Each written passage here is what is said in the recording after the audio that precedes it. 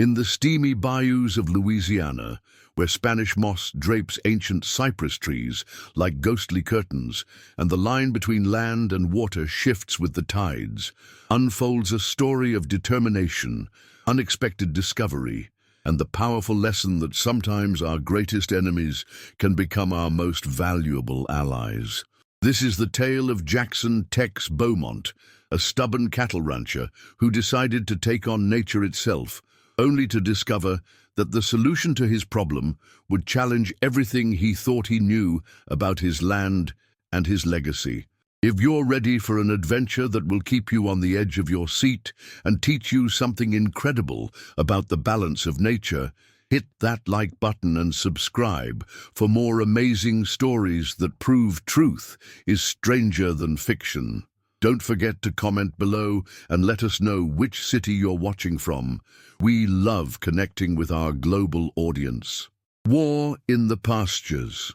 The morning sun was just beginning to pierce the humid Louisiana air when Jackson Beaumont received the call that would set everything in motion.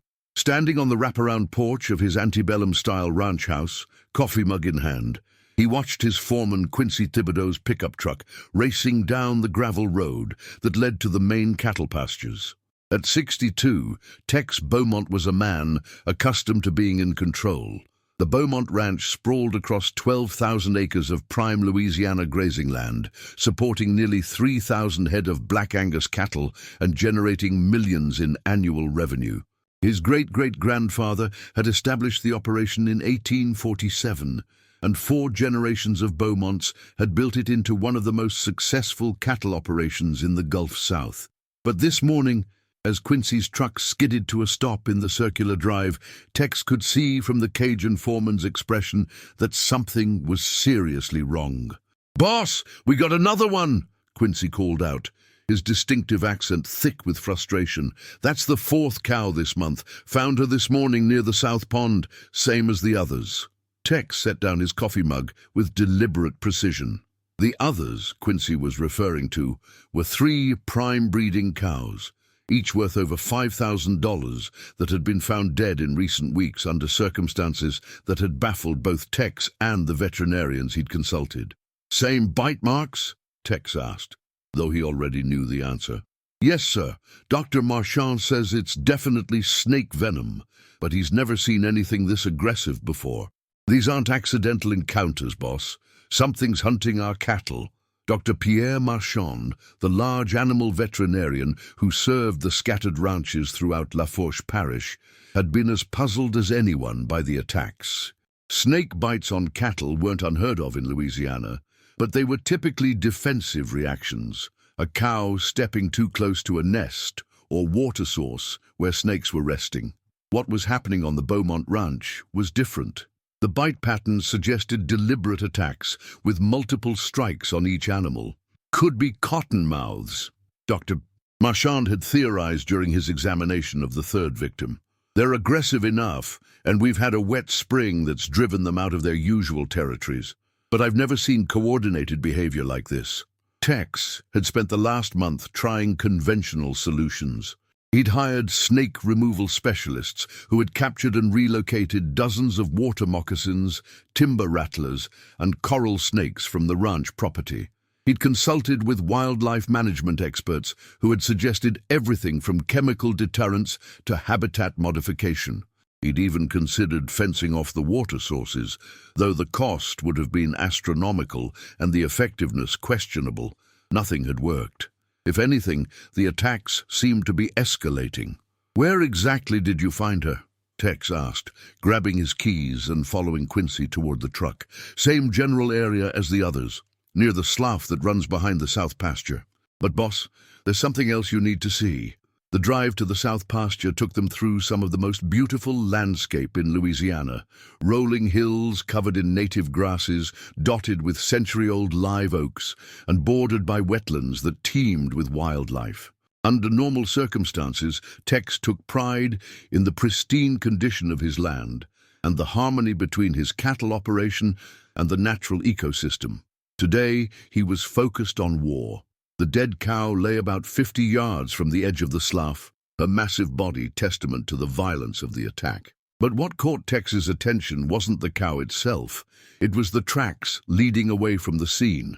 "Look at this," Quincy said, pointing to the soft mud near the water's edge.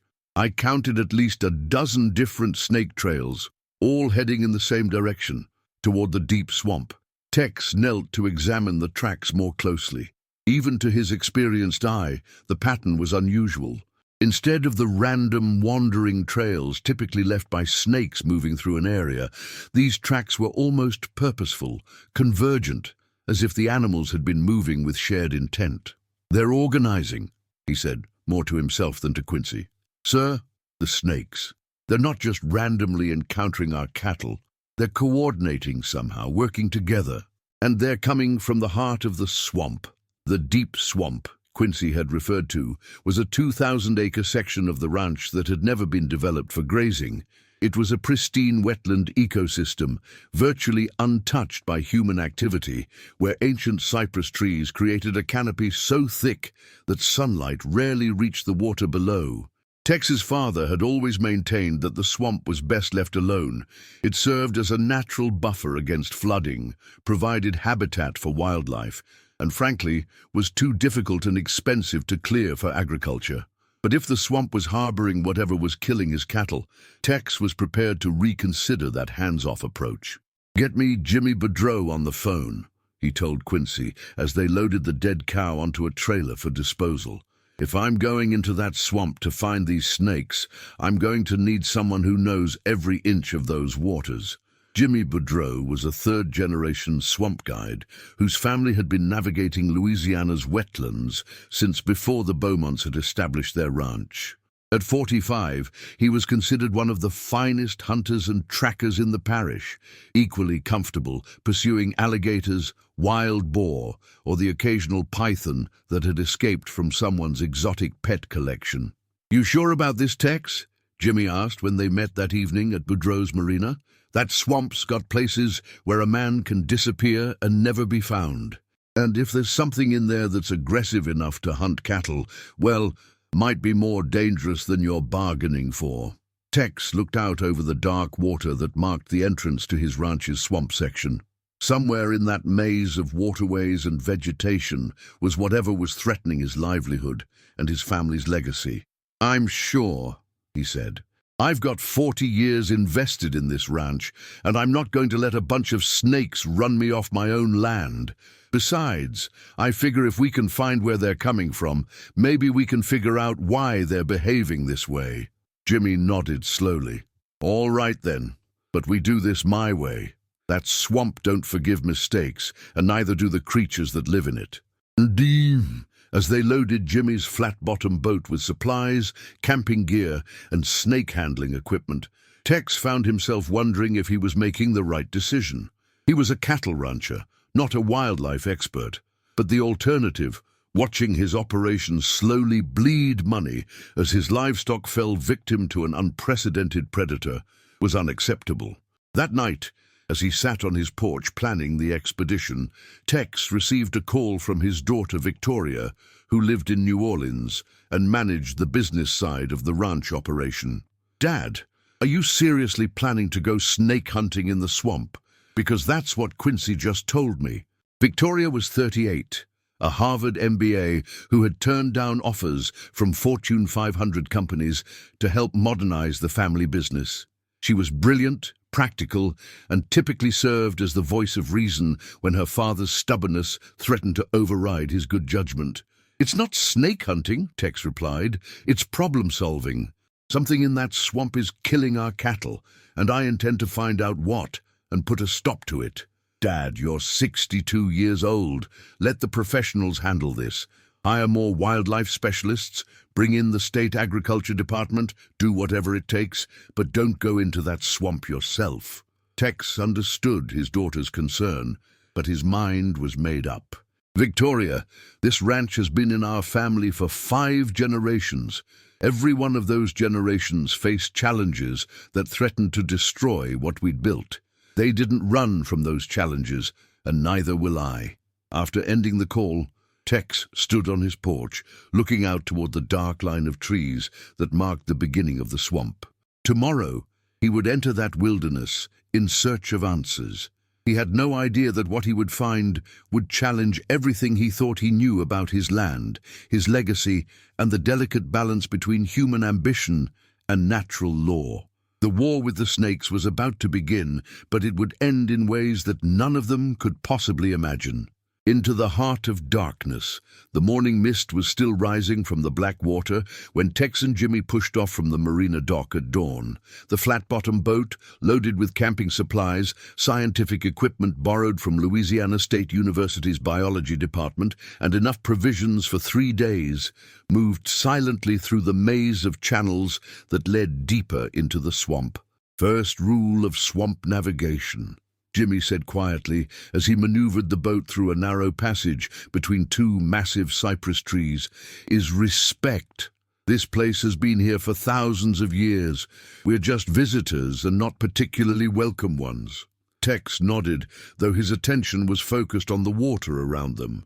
Every ripple, every movement in the vegetation could potentially be the enemy he was seeking. The silence was profound, not empty, but full of the subtle sounds of an ecosystem that was very much alive and watching.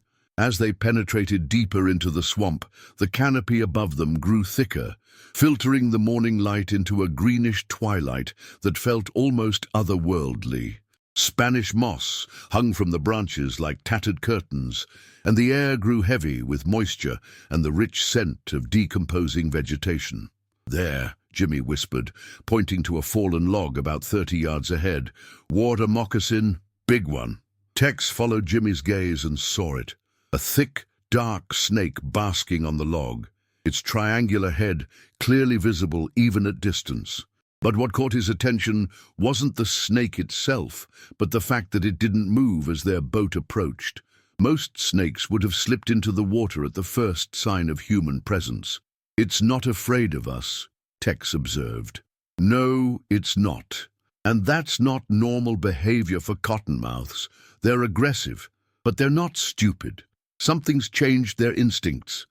As they continued deeper into the swamp, they encountered more snakes, dozens of them.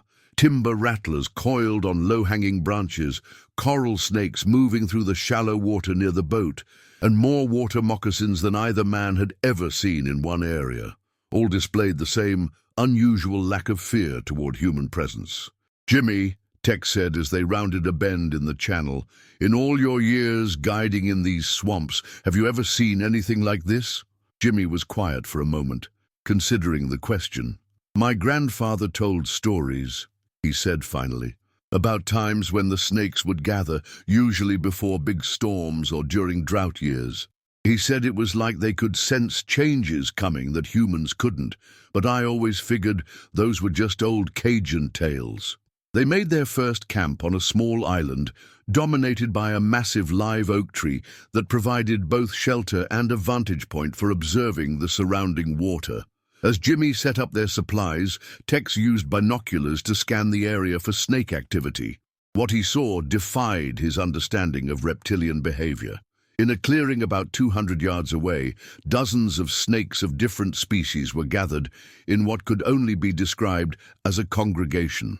Water moccasins, timber rattlers, coral snakes, and several species Tex couldn't identify were moving in and out of the area in patterns that seemed almost ritualistic.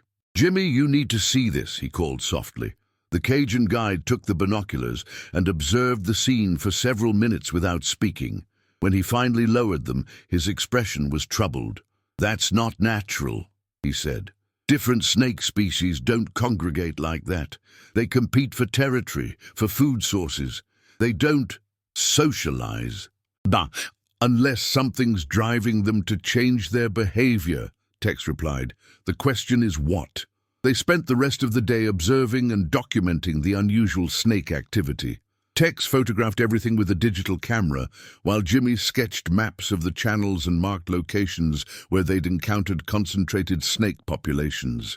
By evening, a pattern was beginning to emerge. "They're all moving toward the same general area," Tex observed as they reviewed their notes by lamplight. About 2 miles deeper into the swamp, toward what my maps show as the geographical center of the wetland.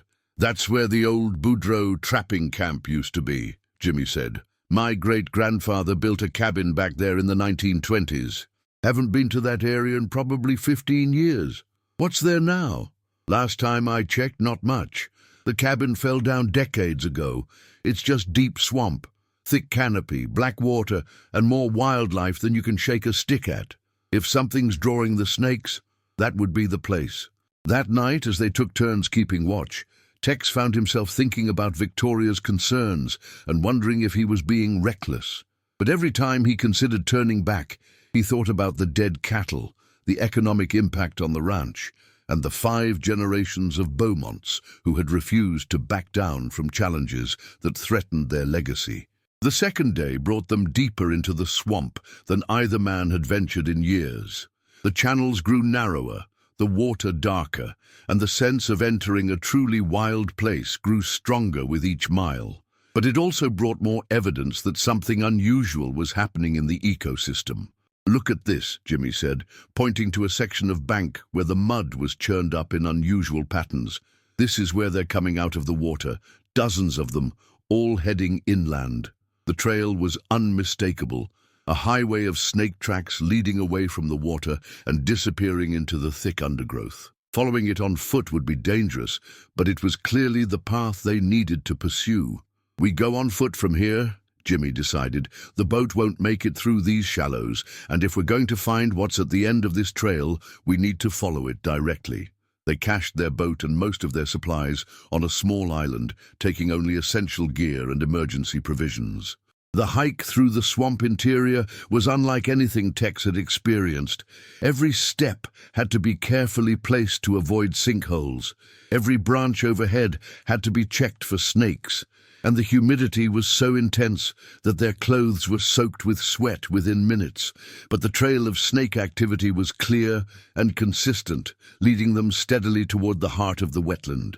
As they progressed, the concentration of snakes increased dramatically. They were everywhere, in the trees, on the ground, in the shallow pools of standing water, but none showed any aggression toward the 2 men. Instead, they seemed focused on their own mysterious purpose. "It's like they're migrating," Tex observed, as they paused to rest and rehydrate. But migrating to what? The answer came late on the second afternoon, when they crested a small rise and found themselves looking down into a natural clearing dominated by a sight that neither man would ever forget. In the center of the clearing was a massive sinkhole, perhaps 50 feet across, filled with dark water that reflected the canopy above like black glass. But it wasn't the sinkhole itself that took their breath away. It was what surrounded it. Hundreds of snakes of every species native to Louisiana were gathered around the water's edge in what could only be described as a convention. They moved in slow, purposeful patterns, some entering the water, others emerging, all seeming to follow some invisible choreography that spoke of ancient instincts neither man understood. "Mother of God," Jimmy whispered. "What are we looking at?"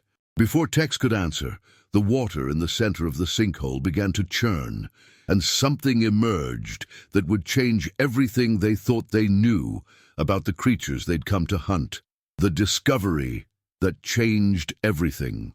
What rose from the dark water of the sinkhole wasn't a snake at all, but something far more extraordinary. It was a massive cypress stump, ancient and gnarled, but alive with movement. As Tex and Jimmy watched in fascination, they realized that the movement was actually hundreds of snakes of all sizes and species, winding through the hollow cavities and around the twisted roots of what appeared to be a natural serpentarium. "It's a nesting site," Tex breathed, understanding flooding through him. "Not just for one species, but for all of them. They're sharing the space." Dr. Catherine Rousseau would later describe it as one of the most remarkable discoveries in Louisiana herpetology. But in that moment, Tex and Jimmy were simply 2 men trying to comprehend something that challenged everything they thought they knew about snake behavior. The massive cypress stump, probably over 500 years old, had been hollowed out by centuries of decay and flood cycles, creating a complex network of chambers and passages that maintained constant temperature and humidity levels ideal for snake reproduction. But more than that, it served as a kind of communal nursery, where different species that would normally compete for territory were somehow coexisting peacefully. "This is why they've been so aggressive," Tex realized aloud. "They're not hunting our cattle for food. They're protecting their nesting site." Jimmy nodded slowly, pieces of the puzzle falling into place. "Your south pasture borders on the waterway that leads directly here. The cattle have been getting too close to their breeding ground, and they're defending it."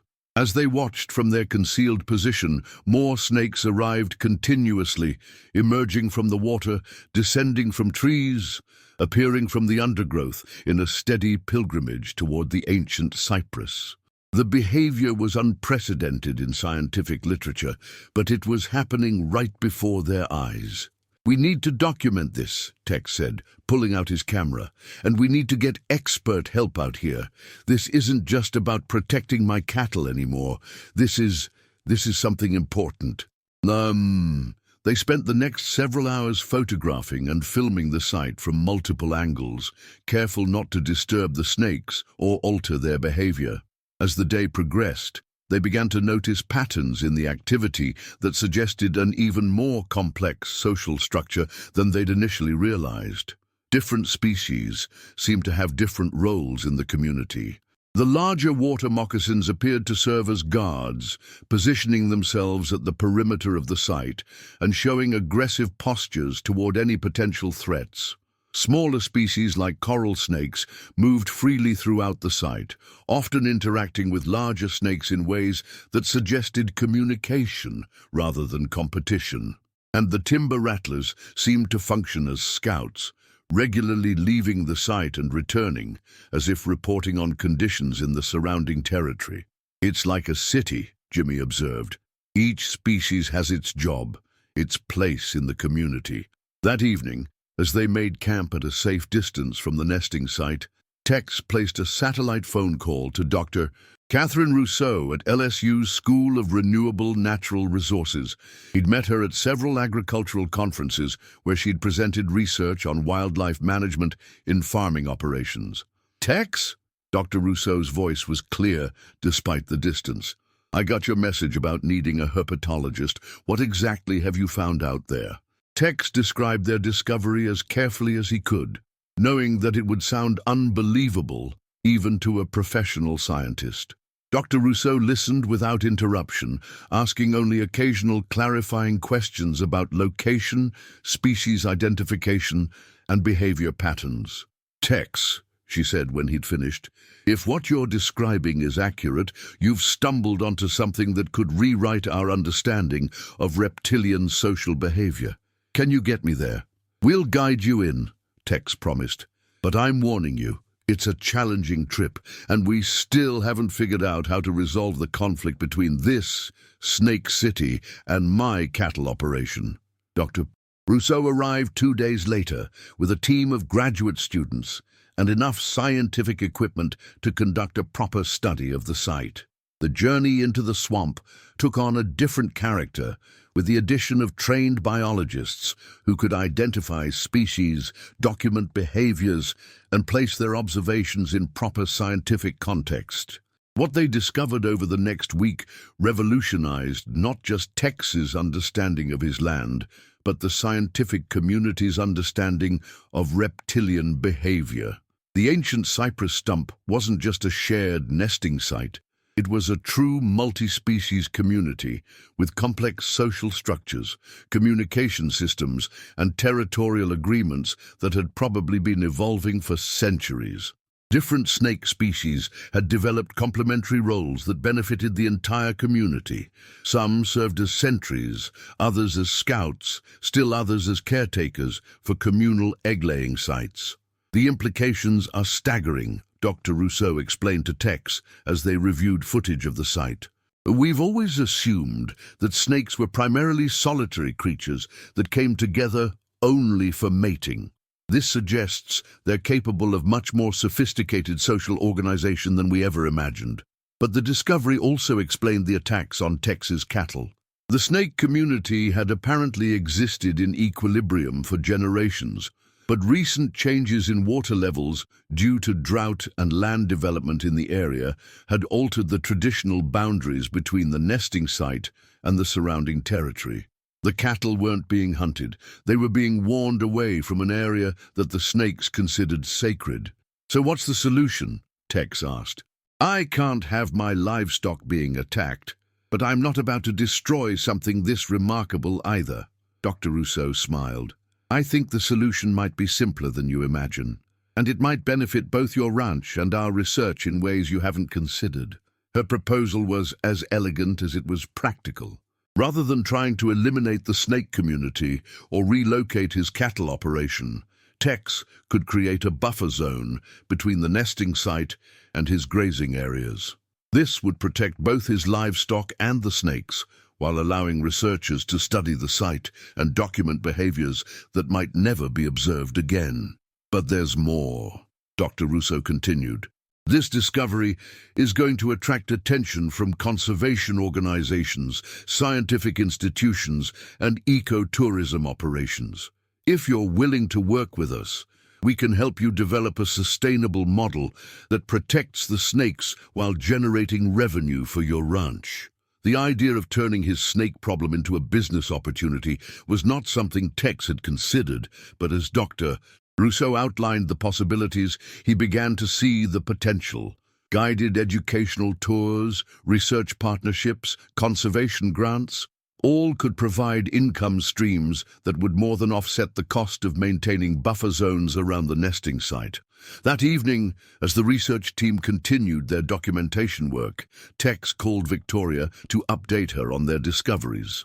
"Let me get this straight," she said, after he'd explained the situation. "You went into the swamp to eliminate a snake problem, and instead you discovered a scientific marvel that's going to turn part of our ranch into a wildlife preserve." "That's about the size of it," Tex admitted. "The question is whether you think we can make it work financially." Victoria was quiet for a moment, and Tex could almost hear her mind working through the business implications. "Dad, if Dr. Rousseau is right about the research and tourism potential, this could actually be more profitable than cattle grazing on that section of land. Plus, it would give us significant tax advantages as a conservation operation." "So you think I should do it?" "I think," Victoria said, "that you've stumbled onto something that could secure the future of our ranch in ways that pure cattle operations never could. But more than that, you've found something truly special. Great-great-grandfather would have understood that some things are worth more than money." As Tex ended the call and looked out over the swamp where hundreds of snakes were conducting their ancient rituals, he reflected on how dramatically his perspective had changed in just a few days. He'd entered the wetland as a warrior, determined to eliminate a threat to his livelihood. He was leaving as a conservationist, committed to protecting something remarkable that had been hiding in his backyard for generations. The war with the snakes was over. The partnership was just beginning. A new legacy. 6 months after the discovery of the Serpentarium, the Beaumont Ranch had become one of the most unique agritourism destinations in the American South. What had started as a cattle rancher's war against snakes had evolved into a groundbreaking partnership between agriculture, conservation, and scientific research that was attracting attention from around the world. The transformation hadn't happened overnight. Working with Dr. Rousseau's team and conservation organizations from across Louisiana, Tex had spent months developing a management plan that balanced the needs of his cattle operation, the protection of the snake community, and the growing interest from researchers and ecotourists who wanted to witness the remarkable Serpentarium firsthand. The economic results exceeded even Victoria's optimistic projections. The Beaumont Ranch Serpentarium and Research Center, as it was now officially known, generated revenue through multiple streams. Guided educational tours, research partnerships with universities, documentary filming rights, and conservation grants from organizations dedicated to protecting unique ecosystems. The irony, Tex told a reporter from National Geographic during one of their filming sessions, is that trying to eliminate the snakes made me richer than I ever was just raising cattle. But the financial success was only part of the story. The discovery had fundamentally changed how Tex viewed his role as a landowner and his responsibility to the ecosystem that surrounded his operation. Working with Jimmy Boudreau, who had become the head guide for the Serpentarium tours, Tex had developed an educational program that taught visitors about the complex relationships between agriculture and wildlife conservation. School groups, university researchers, and families from across the country came to learn about snake behavior, wetland ecology, and sustainable land management. What we're showing people, Jimmy explained to a group of high school students during one memorable tour, is that you don't have to choose between using land productively and protecting the creatures that live on it. Mr. Beaumont's great-great-grandfather established this ranch 175 years ago, and the snakes were probably here long before that. Learning to coexist benefits everyone. The Serpentarium itself had become a living laboratory where researchers could study snake behavior in ways that had never been possible before. Dr. Rousseau's team had documented communication patterns, territorial agreements, and cooperative breeding behaviors that were revolutionizing scientific understanding of reptilian intelligence and social structure. We've identified at least 7 different species that participate in the community, Dr. Rousseau explained to a delegation of international herpetologists who had come to study the site. They've developed warning systems, shared nesting protocols, and even cooperative hunting strategies. It's forcing us to reconsider everything we thought we knew about snake behavior. The research had practical applications beyond pure science. The early warning systems developed by the snake community had proven remarkably effective at predicting weather changes and environmental threats. By monitoring the snake's behavior patterns, Tex could now anticipate storms, droughts, and other conditions that affected his cattle operation with accuracy that rivaled modern meteorological forecasting. They've been reading the environment for centuries, Tex told a conference of agricultural producers. We just had to learn how to listen to what they were telling us. The success of the project had also attracted attention from Victoria, who had moved back to the ranch to help manage the expanding conservation and tourism operations. Her business background proved invaluable in navigating the complex regulations and partnerships involved in running a working ranch that was also a research facility and tourist destination. What Dad created here, she told a group of MBA students who had come to study the ranch as a case study in sustainable business development, is a perfect example of how traditional industries can evolve to meet 21st century challenges. We're still raising cattle, but we're also protecting habitat, advancing scientific research, and educating the public about environmental stewardship. The most remarkable aspect of the transformation was how completely it had resolved the original conflict between the cattle and the snakes. By establishing buffer zones and creating alternative water sources for the livestock, Tex had eliminated the territorial disputes that had led to the attacks on his cattle. The snakes remained in their ancient nesting area. The cattle grazed safely in the designated pastures, and both populations thrived. It turns out, Tex reflected during the ranch's first annual Conservation Day celebration, that the problem was never the snakes. The problem was my assumption that I had to control everything on my land instead of learning to work with what was already here. That is true. The celebration itself had become a major event, drawing visitors from across Louisiana and neighboring states. Families came to participate in guided swamp tours. Students attended educational presentations about reptile conservation, and researchers shared their latest findings about the Serpentarium's unique ecosystem. As the day's festivities wound down and the last visitors departed, Tex found himself standing with Jimmy at the edge of the Serpentarium, watching the evening feeding rituals of the snake community. The ancient cypress stump was alive with movement as hundreds of snakes pursued their mysterious activities, following patterns that had probably remained unchanged for centuries. "You ever regret not just hiring an exterminator and being done with it?" Jimmy asked. Tex considered the question as he watched a massive timber rattler emerge from the water, its scales gleaming in the fading light. "Not for a minute," he said. "My great-great-grandfather established this ranch by learning to work with the land instead of fighting against it. Somehow, over the generations, we forgot that lesson. The snakes reminded me. Dr. Rousseau joined them carrying data sheets from the day's observations. The behavior patterns are holding steady," she reported. "Whatever environmental pressures originally drove them to form this community, they seem to be stable now. We might be looking at a new evolutionary adaptation that could spread to other snake populations." "Meaning what exactly?" Tex asked. "Meaning that what you discovered here might not be unique. There could be other snake communities like this one, in other ecosystems, developing similar cooperative behaviors in response to environmental changes. Your discovery could be just the beginning." As the three of them walked back toward the main ranch buildings, Tex reflected on the incredible journey that had brought them to this point. A simple conflict between a rancher and the snakes that were threatening his cattle had become a scientific discovery that was changing how researchers understood reptilian behavior, an economic success that was securing his ranch's future, and a conservation victory that was protecting a remarkable ecosystem.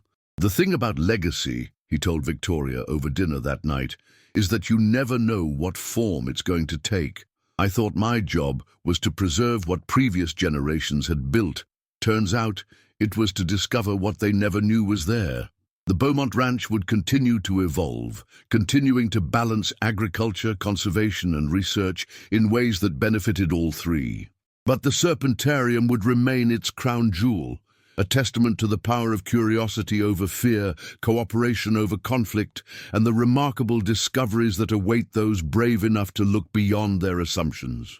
In the swamp, the ancient community of snakes continued their mysterious rituals, unaware that their presence had transformed not just one ranch, but the scientific understanding of their entire species. They had survived for centuries by learning to work together, and in teaching that lesson to one stubborn cattle rancher, they had secured their own future while creating a legacy that would endure for generations to come. The story of Jackson Tex Beaumont and the Serpentarium proves that sometimes our greatest challenges become our most valuable opportunities, and that the courage to explore the unknown can lead to discoveries that change everything.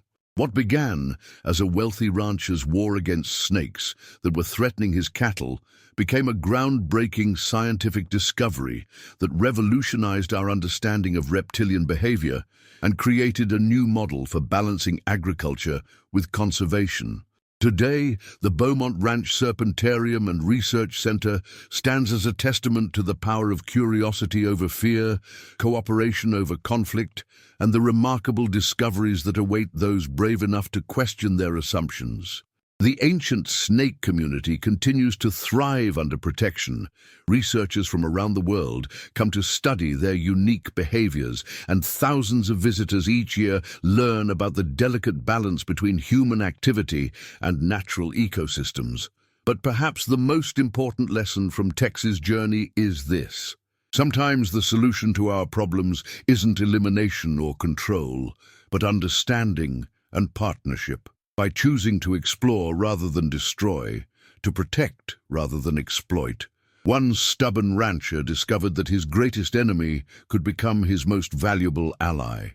The snakes that once threatened his livelihood had been protecting something sacred, a community that had existed for centuries, following patterns of cooperation and mutual support that humans are only beginning to understand.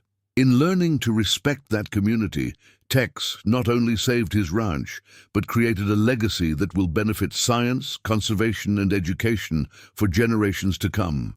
If this incredible story of discovery and transformation amazed you, Please hit that like button and share it with someone who needs to be reminded that our greatest challenges often hide our greatest opportunities.